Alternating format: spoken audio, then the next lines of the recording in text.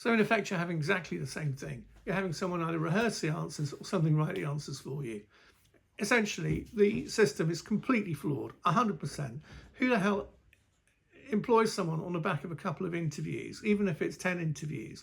You've got no idea. You're asking them set questions that you ask everyone else. So everyone knows the answers to those questions. Everyone knows what you're looking for, what the recruiter is looking for. So they memorize it. Go to enough interviews, and you just get very good at it. And people that get very good at it get jobs. No one likes to hear this. And you mentioned this, and I've consulted quite a lot with internal recruiting departments and a lot of people all about work. You mentioned the fact that actually they're hiring people that effectively have memorized everything to get the position. They don't want to hear it. And that moves me on to the next thing. Why don't they want to hear it? Because actually it's irrelevant. It's irrelevant because most of the jobs that people are doing these days are not actually that well trained. There is little that you need to know to do them. So very few jobs actually need an awful lot of experience. I know this because I've moved people from left to right and right to left, sometimes up in roles that they have no experience in whatsoever. And it doesn't take long for them to learn, because actually all they're going to be learning largely is how to do extra different things on the computer. And that sounds like it's a brushstroke of enormous generalization, but it actually does. It is a fact. You can take someone pretty much in a profession, any professional environment, doing pretty much anything, and you can put them into another similar type of environment doing something completely different. And within a month, or certainly 2 months, they'd have picked up all the software. They'd have picked up the way that the office works. They'd have picked up all of the different processes and techniques and frameworks, and they'll have it sussed. So when you're interviewing for people, or when someone's interviewing for you, actually what you really need to know is what their attitude is like, how flexible are they, and what's their ability to change, to be able to change. So my personal opinion and my experience is the best candidates I have found for positions across the entire range, right up to C-suite, is actually not talking about anything that isn't actually, forget the 10 questions that everyone asked and everyone's rehearsed the answers for, because they're complete crap. They're rubbish and waste of time. You're not doing anything apart from making yourself look like an idiot by asking them, and making yourself look like an even bigger fool by answering them. So that's number one. Number two, you want to know what this person's like, and you don't really want a question and answer session. What you want is a conversation. So you need to be asking questions around other stuff, everyday life. Get to know them, get to know what they do. Obviously, you have constraints on legal parameters on asking them about certain personal things, but it's a good idea to understand what their background is, what their family background is, all of the different things, to actually understand what type of person they are. And find out if they're flexible, they've got a sense of humor, find out if they've got a dog, find out all these different things, and actually have a conversation with them. And that's what I do from a professional point of view. But I can tell you that my clients will do exactly the same thing, because they do it slightly back to front, but essentially it's the same thing. Prior to an offer, they usually all have dinner or a social type of event with the prospective candidate in order to see how the fit works. This is the most essential part. And I've had clients turn around and go, that person might not have been an absolutely perfect one at interviewing, but actually he's someone I can work with, or she's someone I can work with. And I've had the other, equally, where in one instance the client discovered over a few drinks that this person had some quite radical political views, which again, you never mention in any sort of work environment, but this candidate messed up. And that was a better scenario to find out that they had radical political views than some stupid 10 questions that would have never found that out.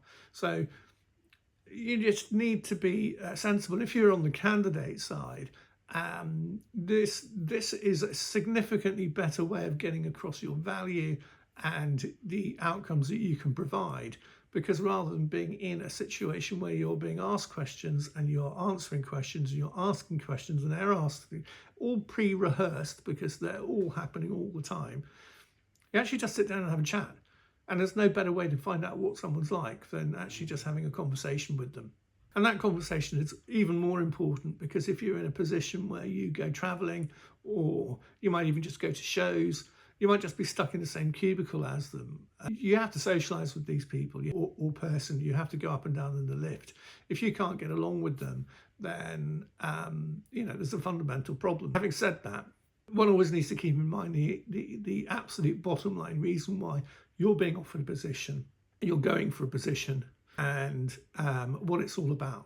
Again, throughout my sort of 20 odd years of experience dealing with everything work, I have completely realized that most people actually wouldn't go to work if they didn't have to. And the holy grail of life at work is retirement. And the only reason why holy grail is retirement is because everyone thinks that work is crap. Unless they're very sad and actually their home life is even worse than work, in which case they would think work is better.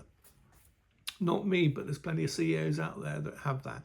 Their life is in their suitcase, in a hotel room, in a Holiday Inn somewhere. And good luck to them. So the bottom line for the candidate is you get up and you go to work to make some money. If you didn't have to get up and go to work and make some money because someone had just given you loads of money, you probably wouldn't do the job you're doing. You might do some sort of work, but it wouldn't be on a commercial basis because you don't need that. You'd just do something probably along the lines of reflexology, or I'm probably insulting a whole load of reflexologists there, but if you're getting up in the morning and going to work, you're probably not going to make an awful lot of money doing reflexology, even though it's a fantastic thing to go and study and to perform on people to administer. That's the bonus of it, and that's a better outcome in life than going and doing a job just for money. The employer, on the other hand, actually the bottom line is, do they really want you there? No, they don't. If they can replace you with technology or a machine, they will do, as we can see today. And the reason for that is because humans are the point of error.